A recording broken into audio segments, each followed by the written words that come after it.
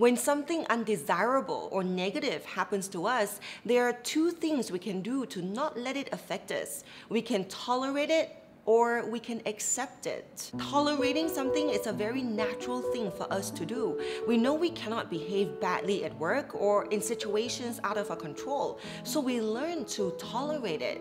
What happens with toleration is that there's only so much we can take before we unleash all our pent of frustration at something, someone, or even ourselves. This is why it's always a total surprise when someone who always seems so calm and rational goes berserk at work one day.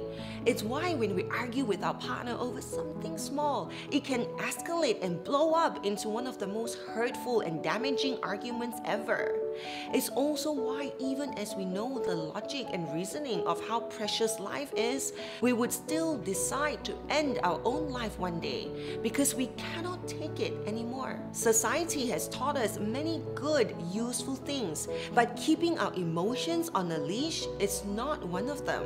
Whilst it is true that it is not the best to unleash our frustration or anger, we should never learn to tolerate something. The difference between tolerance and acceptance is a very fine line, and it has everything to do with our mind.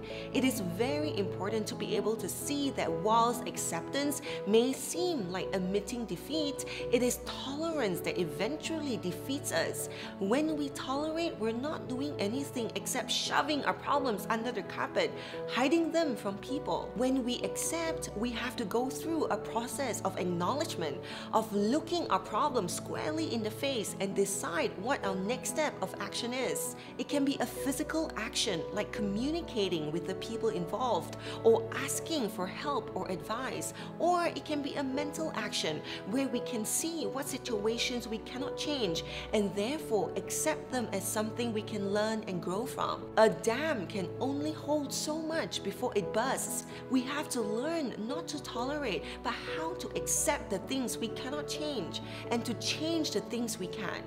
That is the only way to be happy, always.